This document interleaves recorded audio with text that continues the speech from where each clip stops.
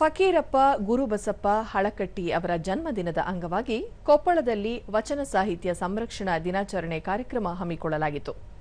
ಉಪ ತಹಸೀಲ್ದಾರ್ ಗವಿಸಿದ್ದಪ್ಪ ಮಣ್ಣೂರ, ಗವಿಸಿದ್ದೇಶ್ವರ ಕಲಾ, ವಾಣಿಜ್ಯ ಮತ್ತು ವಿಜ್ಞಾನ ಮಹಾವಿಶ್ವವಿದ್ಯಾಲಯದ ಸಹಾಯಕ ಪ್ರಾಧ್ಯಾಪಕ ಶರಣಬಸಪ್ಪ ಬಿಳಿಯಲಿ, ಬಾಲಕರ ಸರ್ಕಾರಿ ಪದವಿ ಪೂರ್ವ ಕಾಲೇಜಿನ ಉಪ ಪ್ರಾಚಾರ್ಯ ಶರಣ ಬಸವಗೌಡ ಪಾಟೀಲ್ ಸೇರಿದಂತೆ ವಿದ್ಯಾರ್ಥಿಗಳು, ಶಿಕ್ಷಕರು ಈ ಸಂದರ್ಭದಲ್ಲಿ ಉಪಸ್ಥಿತರಿದ್ದರು.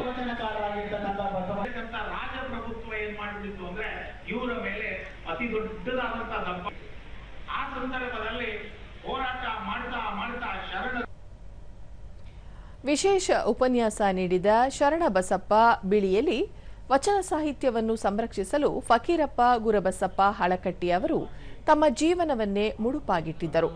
ಬಸವಾದಿ ಶರಣರು ತಾಳೆಗರಿಯ ಮೇಲೆ ರಚಿಸಿದ್ದ 2000ಕ್ಕೂ ಹೆಚ್ಚು ವಚನಗಳನ್ನು ಸಂಗ್ರಹಿಸಿ ಅವುಗಳನ್ನು ವರ್ಗೀಕರಿಸಿದ ಕೀರ್ತಿ ಇವರಿಗೆ ಸಲ್ಲುತ್ತದೆ ಎಂದರು.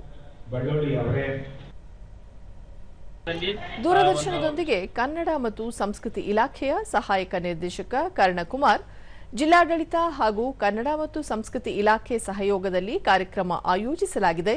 ವಚನ ಸಾಹಿತ್ಯವನ್ನು ಉಳಿಸಿ ಬೆಳೆಸುವುದರ ಜೊತೆಗೆ ವಿದ್ಯಾರ್ಥಿಗಳಿಗೆ ಮಾಹಿತಿ ನೀಡಲು ಇಂತಹ ಕಾರ್ಯಕ್ರಮಗಳು ಸಹಕಾರಿಯಾಗಲಿವೆ ಎಂದರು. ಇವತ್ತು ನಾವು ವಚನಗಳೇನು ಸಂರಕ್ಷಣೆ ಆಗಿದ್ದಾವೆ, ಆದರೆ ನಾವು ಅದನ್ನು ಇವತ್ತು ಇಂದಿನ ಪೀಳಿಗೆ ವಿದ್ಯಾರ್ಥಿಗಳಿರ್ಬೋದು ಮತ್ತು ನಾವುಗಳು ಕೂಡ ಆಗಿರ್ಬೋದು, ಆದ್ರೆ ವಚನಗಳ ಕಡೆ ನಾವು ಯಾರು ಮುಖ ಮಾಡ್ತಿಲ್ಲ. ಆ ದಿಶೆಯಲ್ಲಿ ಇವತ್ತು ನಾವೆಲ್ಲರೂ ವಚನಗಳ ಕಡೆಗೆ ಸಾಗಬೇಕಾಗಿದೆ ಅನ್ನುವ ದೃಷ್ಟಿಕೋನದಿಂದ ಇವತ್ತಿನ ಕಾರ್ಯಕ್ರಮ ಬಹಳ ಅದ್ಭುತವಾಗಿ ಆಯೋಜನೆ ಆಗಿತ್ತು. ವಿದ್ಯಾರ್ಥಿ ಯಶವಂತ್ ಕಾರ್ಯಕ್ರಮದಲ್ಲಿ ಭಾಗವಹಿಸಿ ವಚನ ಸಾಹಿತ್ಯದ ಬಗ್ಗೆ ಹೆಚ್ಚಿನ ಮಾಹಿತಿ ಪಡೆದುಕೊಂಡಿದ್ದೇವೆ. ಅವಕಾಶ ಕಲ್ಪಿಸಿದ ಎಲ್ಲರಿಗೂ ಧನ್ಯವಾದವನ್ನು ತಿಳಿಸಿದರು.